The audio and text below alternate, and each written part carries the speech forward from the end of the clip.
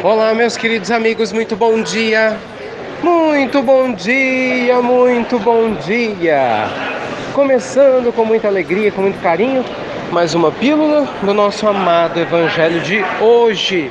Luz e paz ao seu coração e muitas bênçãos para a sua caminhada. Meus amigos, tomemos muito cuidado ao cuidarmos dos corações que nos rodeiam.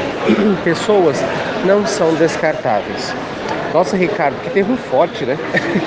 Mas é isso mesmo. A pílula do nosso amado Evangelho sempre nos recorda da importância de cuidarmos do coração do outro, de termos cuidado com os sentimentos das pessoas que nos rodeiam. Muitas vezes, meus amigos, talvez até nem tanto por má vontade, mas por descuido, nós acabamos magoando pessoas próximas pela maneira como a gente fala, pela forma como a gente se posiciona. Quantas histórias nós ouvimos de pessoas que criam expectativas irreais, que mentem, por exemplo, só para citar um exemplo, mentem para ter sexo. E aí na hora que conseguem o que querem, descartam as outras pessoas. Quantas pessoas a gente conhece que se envolvem em relacionamentos interessados em dinheiro e depois, por algum motivo, as coisas não dão certo e simplesmente a pessoa vira as costas para outra. Casamentos de anos que se desfazem de uma hora para outra por causa de experiências fugazes na área sexual com outras pessoas, e muita gente que joga seu casamento pro alto, esquece dos filhos, esquece da família, como se os outros seres humanos fossem descartáveis. Cuidado, viu? Tudo aquilo que a gente planta, a gente colhe. Como dizia minha avó muito sábia, quem semeia vento acaba colhendo tempestades.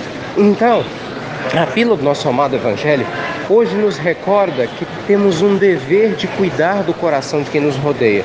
Nossos amigos, funcionários, pessoas que estão próximas a nós, companheiros de trabalho na área espiritual, nossos familiares, não importa quem seja, tratemos todos com respeito. Veja vocês que Jesus chocou a ordem da época, porque Jesus tratava todos, gente, com carinho e sem distinção alguma. As mulheres que sofriam grande preconceito à época do Cristo foram tratadas como iguais.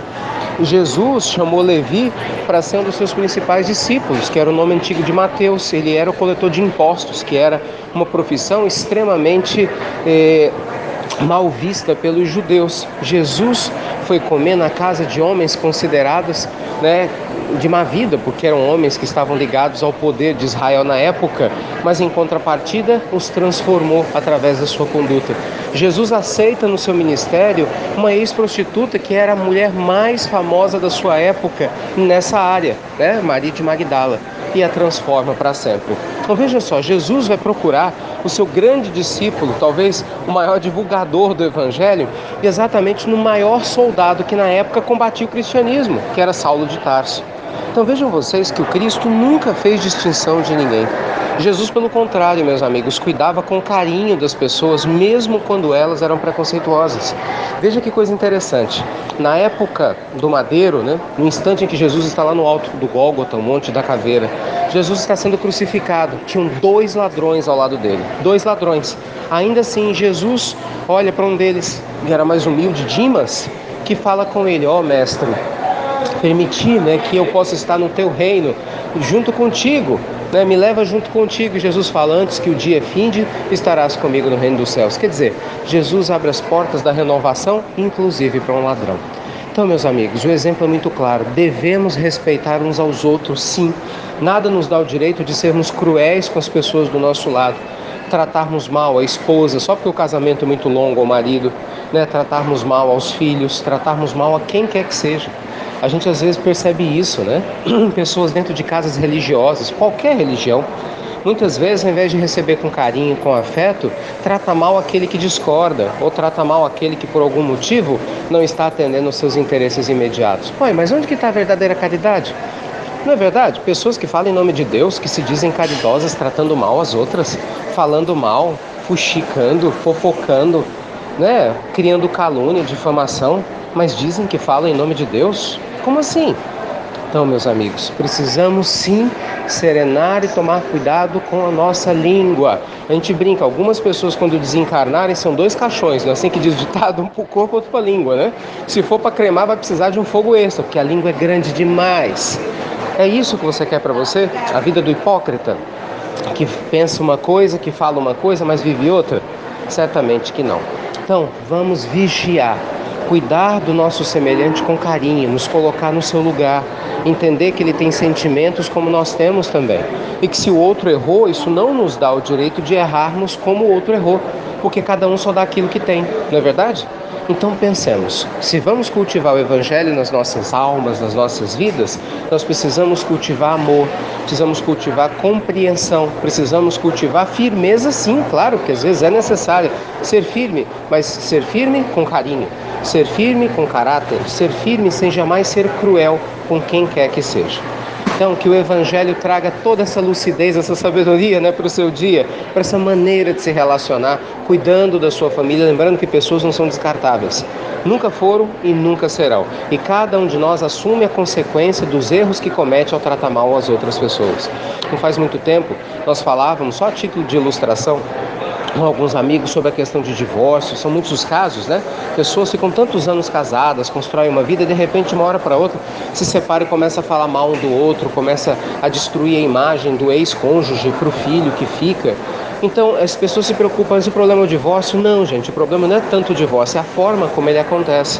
Ah, mas o outro me distrata. Bem, entre alguém jogar a pedra e eu jogar, eu prefiro receber a pedra do que eu ser o responsável por jogar a pedra. Não importa o que as outras pessoas façam com você, o que importa é a maneira como você vai reagir em relação a elas.